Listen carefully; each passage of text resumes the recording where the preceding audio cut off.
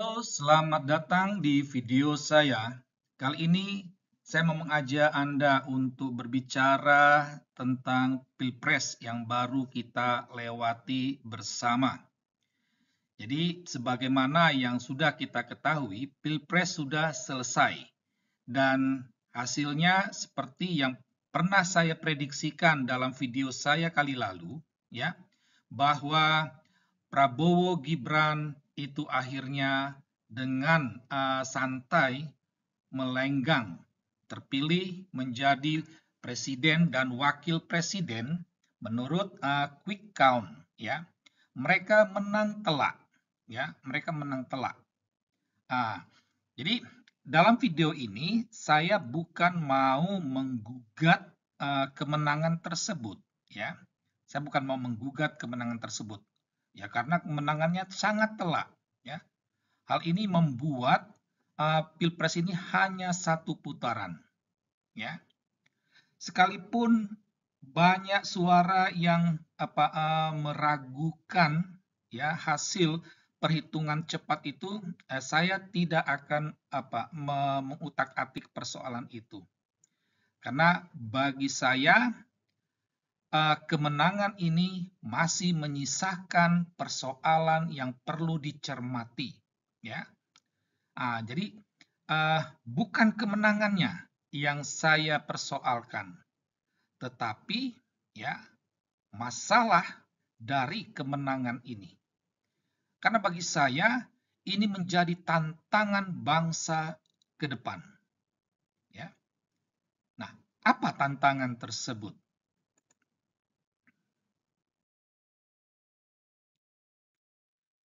Saya tertarik dengan pernyataan kawan saya di Tanjung Balai. Dia mengatakan begini, dalam politik, ya, dalam politik yang baik, yang benar itu selalu kalah. Itu. Dia bilang pernyataannya seperti itu. Dalam dunia politik, yang baik dan yang benar itu pasti kalah. Artinya, ya, bahwa menang itu belum tentu baik dan benar. Itu logikanya. Karena apa? Karena kemenangan bisa ditempuh, ya, bisa diraih dengan cara yang tidak benar dan yang tidak baik. Itu. Nah, apakah ini terjadi pada Prabowo dan Gibran? Saya tidak mau mengulas hal tersebut, ya. Tetapi satu poin yang harus disadari, bahwa menang bukan berarti baik dan benar. Saya mau mengajak Anda untuk berefleksi, ya, untuk melihat faktor kemenangan Prabowo dan Gibran ini. Apa yang membuat mereka itu menjadi menang, ya? Dalam video kali lalu saya sudah memberikan sedikit gambaran, ya, gambaran bahwa peluang Prabowo Ganjar ini sangat-sangat besar, ya, sangat-sangat besar mengalahkan dua pasangan lainnya, ya, sehingga tidak heran Pilpres kali ini hanya satu putaran saja. Setidaknya ada 3 faktor yang membuat pasangan ini menang dalam Pilpres, ya. Terlepas dari soal kecurangan, ya, soal kecurangan. Saya tidak mau masuk dalam ranah ini. Saya melihat yang lain. Faktor yang pertama itu kebencian pada Ibu Mega, ya. Banyak dari hasil survei pemilih, ya, para pemilih untuk Pilpres kali ini itu banyak dari kalangan milenial, dari generasi muda, anak-anak muda, pemilih muda, itu mayoritas pemilih. Dan mereka umumnya memiliki perasaan benci, tidak suka kepada Mega. Mungkin karena pernyataan Mega terhadap Jokowi, ya. Jadi sikap arogan Mega ini menyebabkan mereka mengalihkan pilihan mereka dari Ganjar ke Prabowo, ya. Itu. Jadi bagi saya ini sangat ironis, karena yang bertarung itu adalah Prabowo dengan Ganjar. Hanya karena ada Mega, maka Ganjarnya dikorbankan. Ini satu keprihatinan bagi saya. Faktor yang kedua itu popularitas Jokowi. Ya, dalam video kali lalu kita juga sudah mengupas ini, ya, adanya Jokowi effect, ya, bahwa Jokowi dikaitkan dengan pembangunan, ya. Nah, bagi saya ini juga ini merupakan suatu keprihatinan, ya, seolah-olah tidak memilih Prabowo itu berarti tidak menghormati Jokowi, gitu. Atau kalau memilih Ganjar itu berarti tidak menghormati Jokowi, itu keliru, ya.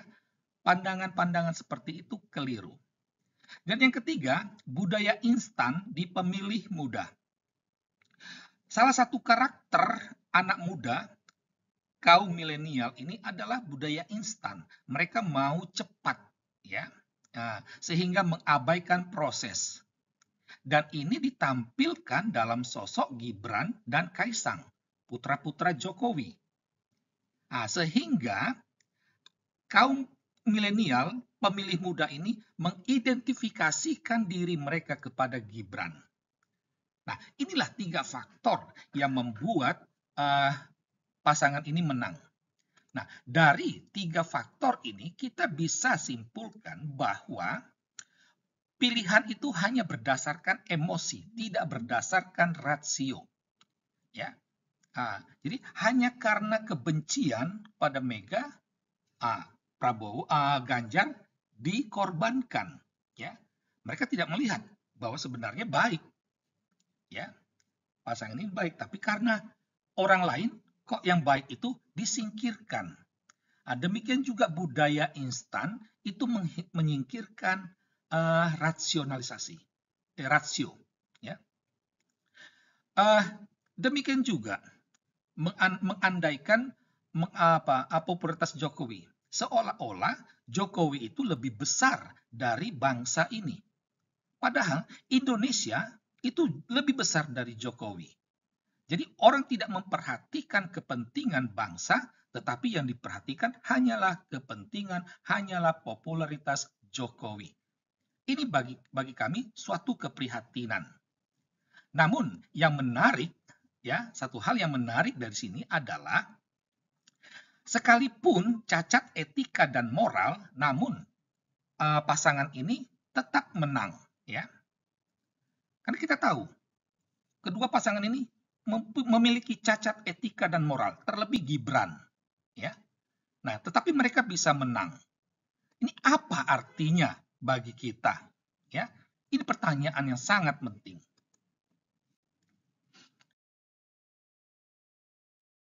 Nah, jadi kita bertanya, apa arti menang meski cacat etika dan moral, ya? Jadi kita memiliki calon pemimpin yang ya bisa dikatakan tidak beretika dan tidak bermoral, gitu. Lalu apa artinya ini? Ya, pertama, mayoritas pemilih itu sudah tidak mempedulikan lagi masalah-masalah etika dan moral. Ya. Demi kekuasaan dan jabatan dan kekayaan, etika moral itu dapat disingkirkan.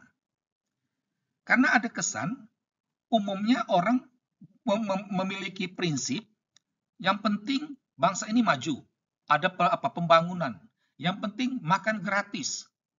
Ya, soal bagaimana proses itu terjadi, ya, apakah benar atau salah, baik tidak baik, itu mereka tidak pedulikan. Etika moral disingkirkan. Dan dari sini tampak jelas mayoritas pemilih tidak peduli suara-suara kebaikan dan kebenaran yang disuarakan. Kita tahu menjelang pada masa kampanye beberapa aktivitas akademik, ya, para guru besar bersuara soal ini, tetapi itu diabaikan. Jadi suara-suara kebaikan dan kebenaran itu tidak dihiraukan. Nah, jadi dari sini semua kita bisa bertanya ya, akan jadi apa bangsa ini ke depan? Ya, karena apa? Yang melakukan semuanya itu adalah banyak pemilih muda, harapan bangsa. Jadi kita memiliki generasi yang tidak peduli pada etika dan moral, apalagi ditunjang oleh pemimpinnya. Dan inilah menjadi tantangan bangsa ke depan. Sekian dan terima kasih.